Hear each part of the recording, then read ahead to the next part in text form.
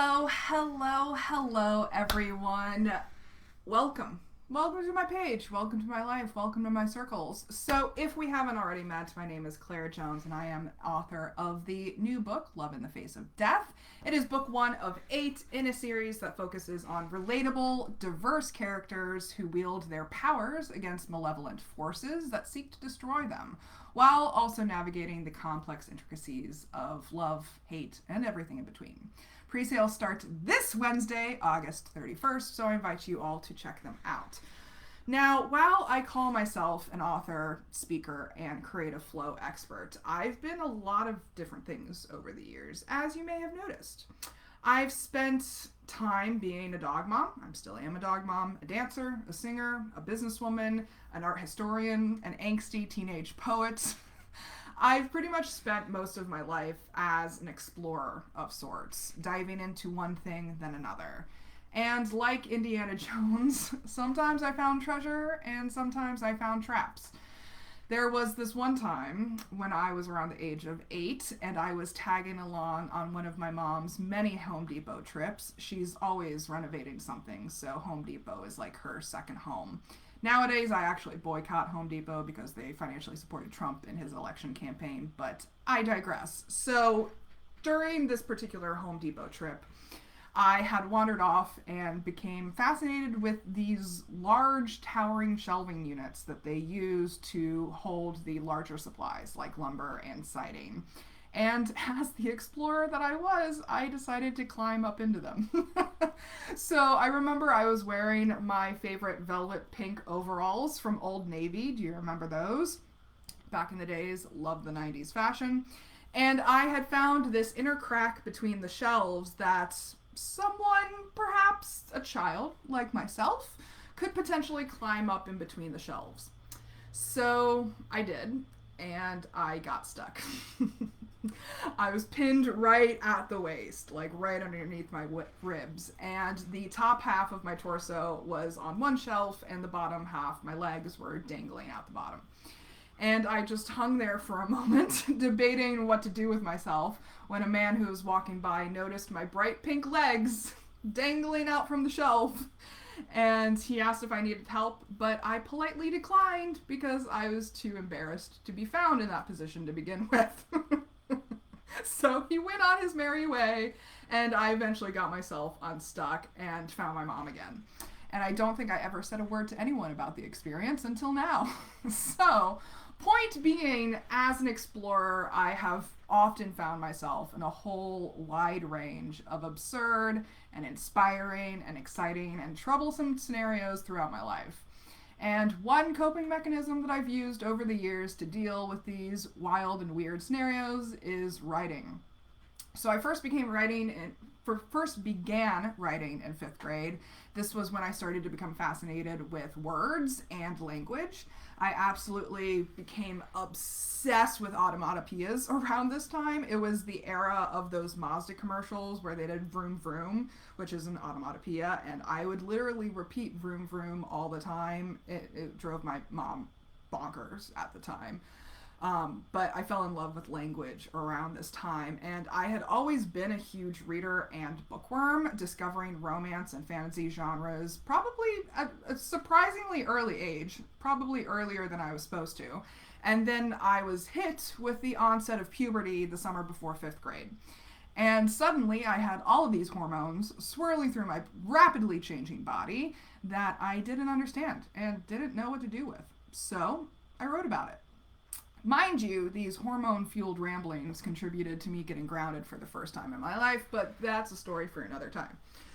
Once I got to high school, I had solidly entered my counterculture damn the man phase and was reading authors like Vonnegut and Tom Robbins, but somewhere along the way in one of my English classes, I started to fall in love with poetry.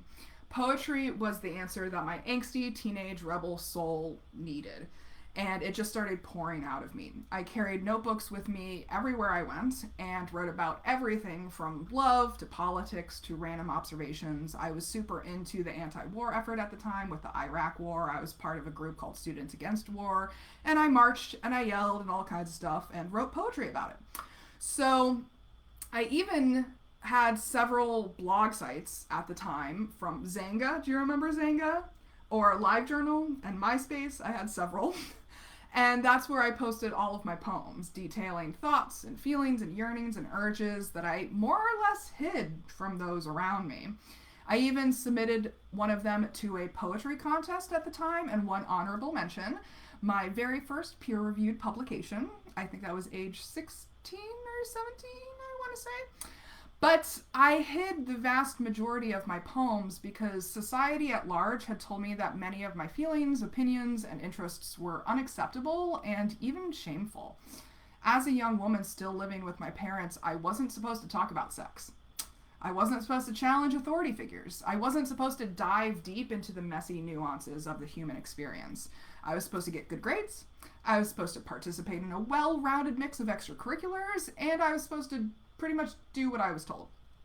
But then college rolled around, and my creative output was funneled into academic articles and papers. My school was very rigorous, and I routinely wrote 20-page research papers for my classes, and one of them was selected by one of my professors to be featured in a public lecture series at the local art museum. And that's when my public speaking career started, back in 2011. I even sent the paper to a handful of academic journals and was published in 2 of them. But the itch to write followed me even after I graduated. And I tried writing a nonfiction book right after graduation, as well as a research paper on theater culture, but eventually lost interest in them. So I didn't really get anywhere with them. It was a really low point in my life at that time, with a deep depressive episode taking me almost completely out of commission for most of 2013.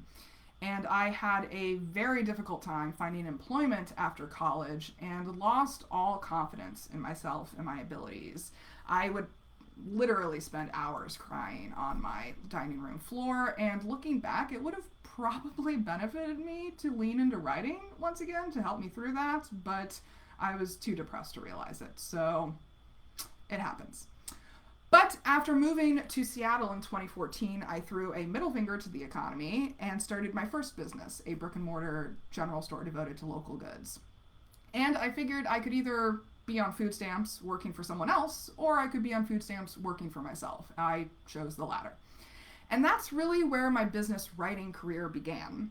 I spent the next 7 years writing business plans, legal agreements, operating manuals, articles, blogs, social media posts, emails, books, courses, webinars, speeches, all kinds of stuff. Basically all the things that you need for business, both for my own businesses as well as for my clients.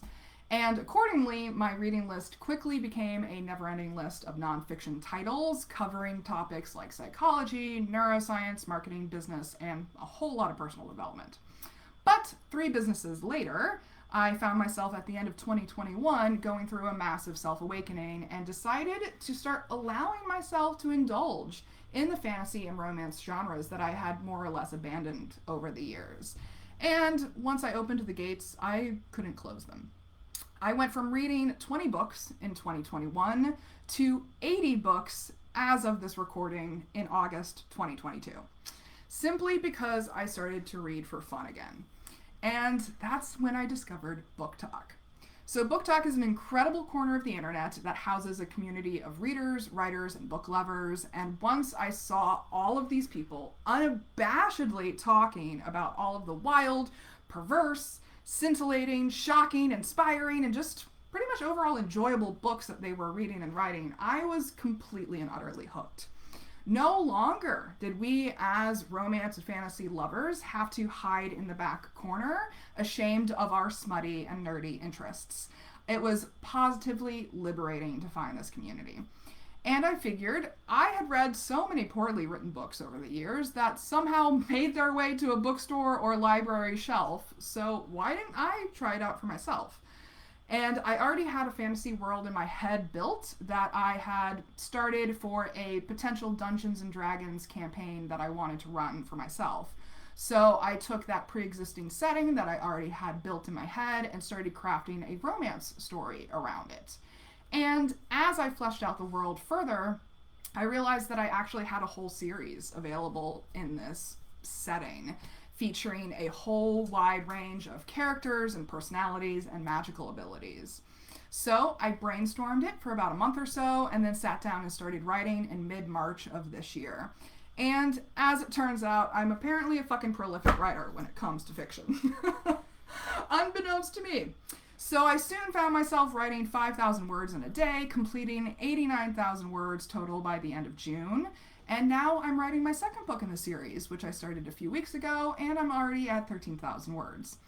And I'm writing these stories because I've found that the vast majority of romance and fantasy works are too heavily reliant on certain plot drivers, like the miscommunication trope. I hate the miscommunication trope, as well as lacking in overall diversity. Diversity of race, diversity of gender, diversity of sexuality, and even diversity of ability. And I wanted to change that. So, audience, I'm inviting you to join me on this wild ride. Let's change the world for the better together. So please check out my pre-sales for Love in the Face of Death, the first book of the Threads of Destiny series, and follow me on Facebook, Instagram, and TikTok for all the updates in the meantime. And let's just get this going, all right?